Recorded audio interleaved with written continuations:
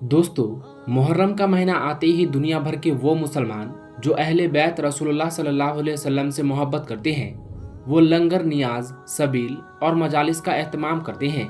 उसी के साथ साथ इमाम आली मकाम हजरत इमाम हुसैन की याद में गम मनाते हैं, आंसू बहाते हैं और अपनी मोहब्बत का इजहार करते हैं। उन खुशनसीब लोगों में पाकिस्तान के फनकारों के साथ साथ हिंदुस्तान के भी कई मशहूर अदाकार शामिल हैं। जी हाँ दोस्तों, आज हम आपको हिंदुस्तान के ऐसे 10 मशहूर अदाकारों के बारे में बताने जा रहे हैं जिनका ताल्लुक शिया मकतब फ़िक्र से बताया जाता है और जो मुहर्रम के महीने में लंगर, नियाज, मजालिस का एहतमाम करते हैं। नंबर 10, जावेद जाफरी। दोस्तों, जावेद जाफरी बॉलीवुड के मशहूर अदाकार, कॉमेडियन और डांसर हैं। उन्होंने 1980 की दहाई से लेकर आज तक बेशुमार फिल्मों में काम किया है। उनकी पैदाइश 4 दिसंबर 1962 को मुंबई में हुई थी। इस वक्त उनकी उम्र तकरीबन 62 साल है। जावेद जाफरी का पूरा नाम सैयद जावेद अहमद जाफरी है। आपने उन्हें अक्सर फिल्मों और टीवी प्रोग्रामों में लोगों को हंसाने वाले किरदारों में देखा होगा, लेकिन हकीकी जिंदगी में वो एक संजीदा और बावकार शख्सियत के मालिक समझे जाते हैं। मुहर्रम के दिनों में वो इमाम हुसैन की याद में होने वाली तकरीबात में शिरकत करते हैं और अहले बैत से अपनी मोहब्बत का इजहार करते हैं। नंबर 9, अली असगर। दोस्तों, अली असगर हिंदुस्तान के मशहूर अदाकार और कॉमेडियन हैं। उन्होंने बहुत सी फिल्मों, ड्रामों और टीवी शोज में काम किया है। उनका पूरा नाम सैयद अली असगर है। उनकी पैदाइश 7 दिसंबर 1970 को मुंबई में हुई थी और इस वक्त उनकी उम्र तकरीबन 55 साल है। अली असगर कई मर्तबा अपने मजहबी पस मंज़र के बारे में बात कर चुके हैं। मुहर्रम के महीने में वो उनका खानदान लंगर, नियाज, सबील और मजालिस का एहतमाम करते हैं। वो इमाम हुसैन से अकीदत रखते हैं और उनकी कुर्बानी को बड़ी इज्जत की निगाह से देखते हैं। नंबर 8, महेश भट्ट। दोस्तों, महेश भट्ट हिंदुस्तान के मशहूर फिल्म डायरेक्टर, प्रोड्यूसर और स्क्रिप्ट राइटर हैं। उन्होंने कई दहाइयों तक फिल्मी दुनिया में काम किया और बहुत सी कामयाब फिल्में बनाई। महेश भट्ट की पैदाइश 20 सितंबर 1948 को मुंबई में हुई। उनके वालिद हिंदू थे, जबकि वालिदा एक मुसलमान खानदान से ताल्लुक रखती थी। बाद में उन्होंने सोनी राजदार से शादी कर ली। मुख्तलिफ इंटरव्यू में वो मजहब और रूहानियत के मौजुआत पर अपनी दिलचस्पी का इजहार करते हैं। मुहर्रम के दिनों में भी वो इमाम हुसैन की कुर्बानी का जिक्र एहतराम के साथ करते हैं। नंबर 7, इमरान हाशमी। दोस्तों, इमरान हाशमी बॉलीवुड के मशहूर अदाकार हैं। उन्होंने फुटपाथ, मर्डर, जहर और आवारापन जैसी कामयाब फिल्मों में काम किया है। उनकी पैदाइश 24 मार्च 1979 को मुंबई में हुई थी। उनका पूरा नाम सैयद इमरान अनवर हाशमी है। इमरान हाशमी का ताल्लुक एक मशहूर फिल्मी खानदान से है। महेश भट्ट उनके रिश्तेदार हैं। इमरान हाशमी अपनी जाती जिंदगी को आमतौर पर मीडिया से दूर रखते हैं, लेकिन वो अहले बैत से अकीदत रखते हैं और मुहर्रम के महीने में इमाम हुसैन की याद में होने वाली तकरीबात में दिलचस्पी लेते हैं। नंबर 6, जायद खान। दोस्तों, जायद खान बॉलीवुड के मशहूर अदाकार और प्रोड्यूसर हैं। उन्होंने 2000 की दहाई में कई फिल्मों में काम किया। उनकी पैदाइश 5 जुलाई 1980 को मुंबई में हुई थी। जायद खान के वालिद संजय खान फिल्मी दुनिया के मारूफ अदाकार और डायरेक्टर रहे हैं। जायद खान एक ऐसे खानदान से ताल्लुक रखते हैं जहां मुख्तलिफ सफ़ाक़तों और रिवायतों को अहमियत दी जाती है। मुहर्रम के दिनों में वो भी इमाम हुसैन की कुर्बानी को याद करते हैं और अहले बैत के एहतराम का इजहार करते हैं। नंबर 5, शबाना आज़मी। दोस्तों, शबाना आज़मी हिंदुस्तान की मशहूर अदाकारा और सामाजिक कारकुन हैं। उन्होंने 1974 से लेकर आज तक बेशुमार फिल्मों में काम किया है।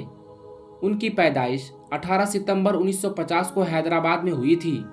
उनके वालिद मारूफ शायर कैफी आज़मी थे, जबकि वालिदा शौकत आज़मी एक मशहूर अदाकारा थी। शबाना आज़मी अपने खानदान और सफ़ाक़ती रिवायत पर फ़ख्र करती है। मुहर्रम के महीने में वो इमाम हुसैन की कुर्बानी और अहले बैत की याद को अकीदत के साथ याद करती है। नंबर 4, संजय दत्त। दोस्तों, संजय दत्त बॉलीवुड के मशहूर अदाकार, प्रोड्यूसर और गुलकार हैं। उन्होंने 1981 से लेकर आज तक बेशुमार कामयाब फिल्मों में काम किया है।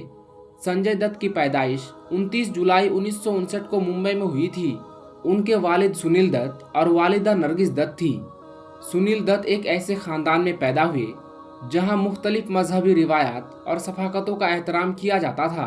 वो हमेशा अपने वालिदैन की तालीमात और इंसान दोस्ती के नज़रियात को अहमियत देते रहे हैं। मुहर्रम के दिनों में भी वो हज़रत इमाम हुसैन की अजीम कुर्बानी को एहतराम की नज़र से देखते हैं और उनकी याद में होने वाली तकरीबात का जिक्र इज्जत और एहतराम के साथ करते हैं। नंबर 3, तब्बू। दोस्तों, तब्बू बॉलीवुड की मशहूर और बासलाहियत अदाकारा हैं। उनका असल नाम तबस्सुम फातिमा हाशमी है। उनकी पैदाइश 4 नवंबर 1971 को हैदराबाद में हुई थी। उन्होंने अपने फिल्मी करियर में बेशुमार कामयाब फिल्मों में काम किया है और अपनी अदाकारी से लाखों लोगों के दिल जीत लिए हैं। तब्बू अपनी जाती जिंदगी को हमेशा मीडिया से दूर रखती हैं। वो अपने खानदान की रिवायत और इक़्तिदार का एहतराम करती है। मुहर्रम के महीने में हजरत इमाम हुसैन और अहले बैत की याद को अकीदत के साथ याद किया जाता है और तब्बू भी इस याद को एहतराम की निगाह से देखती है। नंबर 2, फराह नाज हाशमी। दोस्तों, फराह नाज हाशमी बॉलीवुड की मारूफ अदाकारा रही हैं। उनकी पैदाइश 9 दिसंबर 1968 को हैदराबाद में हुई थी। उन्होंने 1980 और 1990 की दहाई में कई मशहूर फिल्मों में काम किया है। फराह नाज का ताल्लुक एक मारूफ फिल्मी खानदान से है। तब्बू उनकी छोटी बहन है, जबकि शबाना आजमी उनकी खाला है। अपनी निजी जिंदगी को ज्यादा नुमायां नहीं करती, लेकिन वो अपने खानदानी और मजहबी पशे मंजर से वाबस्तगी रखती है और अहले बैत के एहतराम को अहम समझती है। Number 1, Salim merchant. दोस्तों, सलीम मर्चेंट हिंदुस्तान के मशहूर मौसीकीकार, गुलकार और म्यूजिक डायरेक्टर हैं। वो अपने भाई सुलेमान मर्चेंट के साथ सलीम सुलेमान के नाम से पूरी दुनिया में मशहूर हैं। सलीम मर्चेंट की पैदाइश 9 मार्च 1974 को मुंबई में हुई थी। वो कई दहाइयों से मौसीकी की दुनिया में वाबस्ता हैं।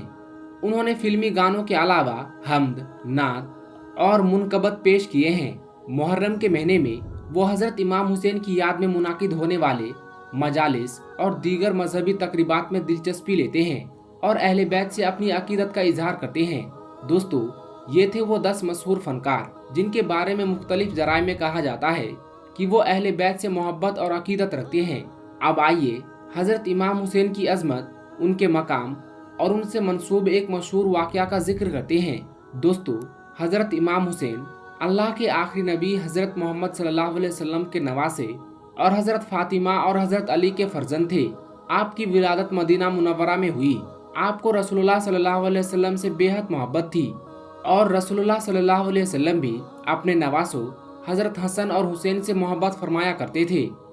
हदीस में आता है कि रसूलुल्लाह सल्लल्लाहु अलैहि वसल्लम ने फरमाया, हुसैन मुझसे है और मैं हुसैन से हूँ। हजरत इमाम हुसैन ने दीन इस्लाम की सरबुलंदी और हक व सच्चाई के लिए अजीम कुर्बानी दी। करबला के मैदान में आपने जुल्म के सामने झुकने के बजाय हक का साथ दिया और अपने अहले खाना और साथियों के साथ अजीम कुर्बानी पेश की। 10 मुहर्रम 61 हिजरी को मैदान करबला में हजरत इमाम हुसैन और उनके साथी शहीद हुए। ये वाक़या इस्लामी तारीख का एक निहायत अहम और दर्दनाक वाक़या समझा जाता है। इसी वजह से दुनिया भर के मुसलमान मुहर्रम के महीने में करबला के शोहदा को याद करते हैं, उनकी कुर्बानियों को खिराजे अकीदत पेश करते हैं। करबला का पैगाम सिर्फ गम नहीं, बल्कि सब्र, हक, इंसाफ, हिम्मत और कुर्बानी का पैगाम भी है। हजरत इमाम हुसैन ने यह सबक दिया कि हक के रास्ते पर साबित कदम रहना चाहिए, चाहे हालात कितने ही मुश्किल क्यों ना हो। दोस्तों, करबला का वाक़या सिर्फ एक तारीखी वाक़या नहीं, बल्कि हक और बातिल के दरमियान होने वाली एक अजीम जद्दोजहद की यादगार है। आज भी जब मुहर्रम का महीना आता है तो दुनिया भर के मुसलमान हजरत इमाम हुसैन और उनके वफादार साथियों की कुर्बानियों को याद करते हैं। करबला के मैदान में एक तरफ हजारों का लश्कर था और दूसरी तरफ हजरत इमाम हुसैन के साथ चंद वफादार साथी थे, लेकिन तादाद की कमी के बावजूद उन्होंने हक का साथ नहीं छोड़ा। उन्होंने जुल्म के सामने सर झुकाने के बजाय इज्जत के साथ शहादत को कबूल किया। दोस्तों, करबला के वाक़यात से मुतालिक मुख्तलिफ इलाकों में बहुत सी रिवायात और हिकायात भी बयान की जाती है। उनमें से बाज़ तारीखी तौर पर साबित हैं और बाज़ अवामी रिवायत की सूरत में मशहूर हैं। लोग इन रिवायात को अकीदत और मोहब्बत की वजह से बयान करते हैं। ऐसे ही एक मशहूर रिवायत हजरत इमाम हुसैन के घोड़े जुलजना के बारे में बयान की जाती है। रिवायत के मुताबिक जब हजरत इमाम हुसैन मैदान करबला में शहीद हुए तो जुलजना खेमों की तरफ वापस आया। जब अहले बैत ने घोड़े को जख्मी हालत में देखा तो वो बहुत गमगीन हुए। और उन्हें अंदाजा हो गया कि मैदान करबला में बहुत बड़ा मामला पेश आ चुका है। इस रिवायत में बयान किया जाता है कि हजरत सकीना अपने वालिद हजरत इमाम हुसैन को याद करके रोती थी और जुलजना को देखकर उनकी जुदाई का गम मजीद बढ़ जाता था। ये वाकयात अहले बैत से मोहब्बत करने वालों के दिलों को आज भी गमगीन कर देते हैं। दोस्तों, दुनिया भर में बहुत से लोग हजरत इमाम हुसैन से अपनी मोहब्बत का इजहार मुख्तलिफ तरीकों से करते हैं। कोई उनकी सीरत पढ़ता है, कोई उनकी कुर्बानी का जिक्र करता है, तो कोई मजालिस में शिरकत करता है और कोई उनके पैगाम को दूसरों तक पहुंचाता है। इसी तरह मुख्तलिफ इलाकों में लोग बाज गैर मामूली वाकयात को हजरत इमाम हुसैन से मंसूब कर देते हैं। मिसाल के तौर पर बाज लोग आसमान में अजीब बादलों की शक्लें, रोशनियों के मनाजिर या दीगर कुदरती मनाजिर देखकर उन्हें करामात या मोज़ा करार देते हैं। अलबत्ता ये बात याद रखनी चाहिए कि किसी भी वाक़ये को मोजिज़ा या करामात करार देने के लिए मजबूत और काबिल एतमाद सबूत ज़रूरी होते हैं। इस्लाम में असल अहमियत हजरत इमाम हुसैन की तालीमात, उनके किरदार और उनकी कुर्बानी को हासिल है, ना कि गैर मुसद्दक़ा कहानियों को।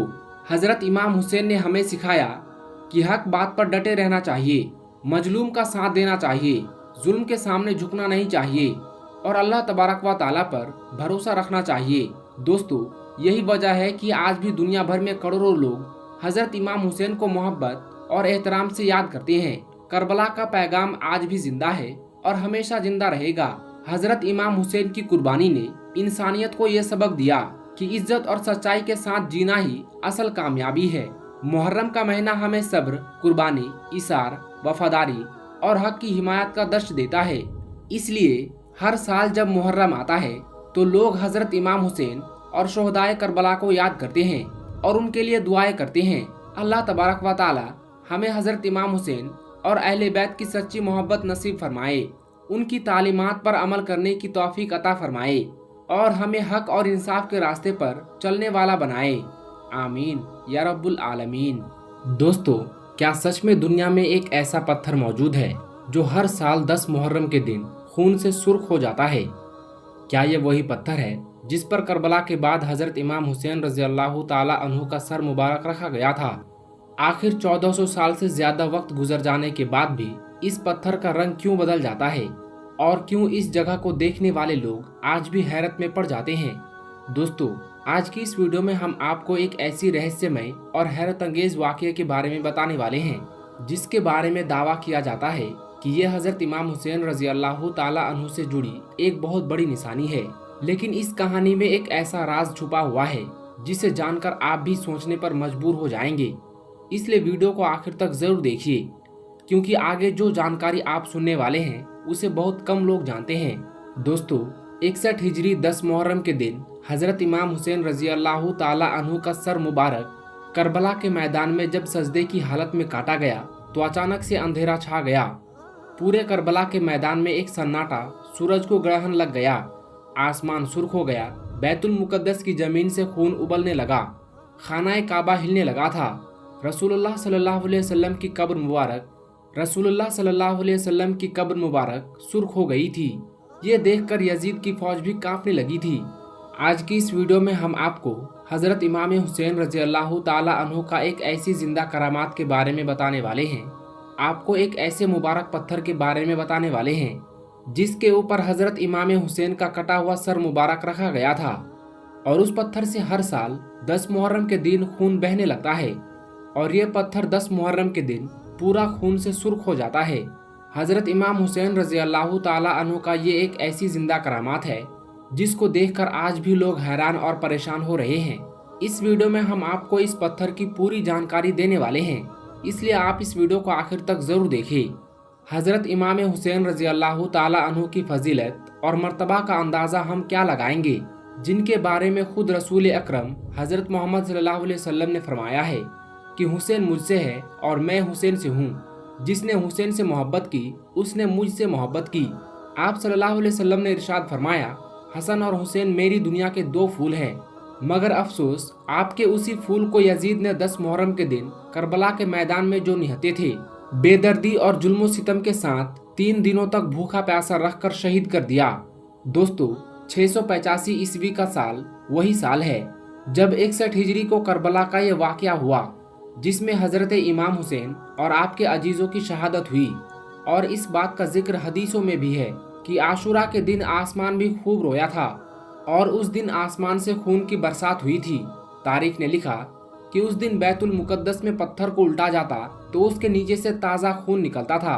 एक किताब में जफर बिन सुलेमान लिखते हैं कि उस दिन खून की बरसात इस तरह से हुई थी कि उसका असर मुद्दतों तक फिर हमारे घरों की दीवारों और दरवाजों पर देखा गया। हर चीज खून से सन गई थी। उस वक्त खून के बाद बसरा, कूफा, सीरिया और खुरासान भी पहुंची और हमको यकीन हो गया कि अल्लाह का अजाब नाजिल हो चुका है।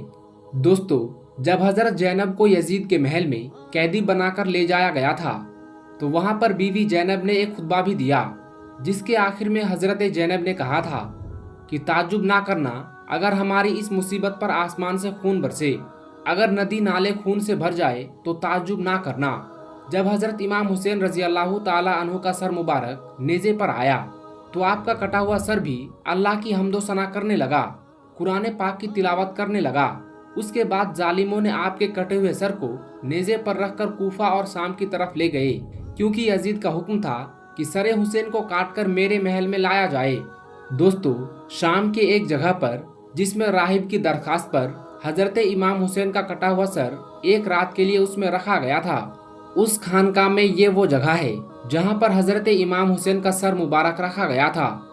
उसके पास एक संगमरमर का पत्थर भी लगा हुआ है जिस पर अंग्रेजी में कुछ लिखा गया है, जिसका तर्जुमा यह है कि जब यजीद की फौज शहीदों के सर नेज़े पर रखकर और हजरत इमाम हुसैन की बहन बेटियों को कैद करके कूफा से दमिश्क ले जा रही थी तो उसने हलम में कयाम किया था। यहाँ पर एक राहिब की दरखास्त पर हजरत इमाम हुसैन का कटा हुआ सर मुबारक इस खानका में एक रात के लिए रखा गया था। दोस्तों, उस मकाम पर इस्लाम से पहले खानका थी। इस खानका के राहिब को जब ये भी मालूम हुआ कि यहाँ पर एक काफिला रुका हुआ है, उन्होंने अल्लाह के रसूल के खानदान के ज्यादातर मर्दों को शहीद कर दिया है और जो जिंदा बचे हैं उनको कैदी बना लिया गया है और उनको ये लोग यजीद के महल तक ले जा रहे हैं। तो ये सुनकर वो राहिब इस काफिले के पास पहुंचा और यजीदी फौज के कमांडर को कुछ पैसे और सोना देकर इमाम हुसैन का कटा हुआ सर मुबारक अपने साथ अपने खानका में ले गया और इमाम हुसैन के सर मुबारक को पत्थर पर रख दिया। उस वक्त वो पत्थर इमाम हुसैन के खून से सुर्ख हो गया था। उसके बाद जमाना यूं चलता रहा, एक के बाद एक राहिब आता रहा, मगर वो पत्थर जिस पर इमाम हुसैन की सुर्खी लगी हुई थी वो वहां पर वैसे ही मौजूद रहा। उसके बाद वो मुबारक पत्थर 335 हिजरी तक खानका में वैसे ही रखा रहा। फिर 335 हिजरी में एक बादशाह था जिसका नाम हमदानी था। उसने हलब पर हमला कर दिया और उसको फतह कर लिया और इस शहर पर अपना कब्जा जमा लिया, यानी कि इस शहर पर अपनी हुकूमत कायम कर ली। मगर वो बादशाह भी इस मुबारक पत्थर की जियारत को जाता रहा और यही नहीं, उस बादशाह को इस मुबारक पत्थर से इतना ज्यादा लगाव हो गया था कि उसने यहाँ पर एक शानदार इमारत भी तामीर करवा दी थी। उसके बाद सन 345 में एक और बादशाह था जिसका नाम उस्मानी था। उसने इस शहर पर हमला कर दिया और उस पर अपना कब्जा जमा लिया। मगर यह बादशाह इतना ज्यादा जालिम था, उसने लोगों को इस मुबारक पत्थर की जियारत करने से रोक दिया और इस इमारत को जिसमें यह मुबारक पत्थर रखा हुआ था उसको अपने हथियारों का गोदाम बना लिया। उसके बाद अल्लाह की शान देखे और हजरत इमाम हुसैन की करामात देखे कि कुछ ही दिनों के बाद में, यानी कि 20 मुहर्रम 345 हिजरी को अचानक से इस इमारत में एक जोरदार धमाका हुआ और यह इमारत पूरी तरह से जलकर खाक हो गया। मगर यह तारीखी पत्थर बिल्कुल महफूज रहा, यानी कि इस मुबारक पत्थर को कुछ भी नहीं हुआ, ये वैसा का वैसा ही वापस मिल गया। उसके बाद लोग इस मुबारक पत्थर को उठाकर मस्जिद जकरिया में ले गए जो हलब में ही मौजूद था। मगर कुछ ही अरसे के बाद में उसको वापस उसी इबादतगाह में पहुंचा दिया गया जहां पर यह पत्थर शुरू में रखा हुआ था। इस तरह से यह मुबारक पत्थर वापस अपनी जगह पर आ गया। उसके बाद एक जाफरी इस्लामी शौकीत ने इस इमारत को उसके पुराने अंदाज में फिर से तामीर करवा दिया जो आज तक कायम है और आज भी यह मुबारक पत्थर उसी इमारत में रखा गया है। दोस्तों, इस मुबारक पत्थर की खास बात यह है कि आज भी इस पत्थर से मुहर्रम 1 से लेकर 10 तारीख तक, यानी कि 10 दिनों तक खून बहता रहता है, यानी कि खून निकलता रहता है और यह पत्थर खून से सुर्ख हो जाता है। इन दिनों में इस पत्थर को देखकर ऐसा लगता है जैसे कि इस पत्थर को कोई गहरा जख्म लगा हो, खून के कतरे पत्थर से निकलकर बहते रहते हैं। दोस्तों, ये हजरत इमाम हुसैन की जिंदा करामात है कि इतने सालों के बाद भी आज भी जब मुहर्रम का महीना आता है, जब मुहर्रम की 10 तारीख आती है, तो इस पत्थर से खून निकलना शुरू हो जाता है और ये मुबारक पत्थर खून से सुर्ख हो जाता है। याद रखें, हजरत इमाम हुसैन की कुर्बानियों की वजह से ही आज हमारा दीन इस्लाम आज तक कायम है। अगर हजरत इमाम हुसैन अपने नाना जान का दीन बचाने के लिए अपना सब कुछ कुर्बान ना करते, तो इस दुनिया में आज इस्लाम का नाम लेने वाला भी कोई ना होता। यही वजह है कि हजरत इमाम हुसैन का मर्तबा बहुत ज्यादा बुलंद है। खुद रसूल अकरम सल्लल्लाहु अलैहि वसल्लम ने इरशाद फरमाया है कि हुसैन मुझसे है और मैं हुसैन से हूँ। जिसने हुसैन से मोहब्बत की उसने मुझसे मोहब्बत की, जो हुसैन का नहीं वो हमारा नहीं। दोस्तों, अगर आपको हजरत इमाम हुसैन रजी अल्लाह ताला अन्हु से सच्ची मोहब्बत है तो आप इस वीडियो को दिल से एक लाइक जरूर करें और कमेंट बॉक्स में या हुसैन जरूर लिखें।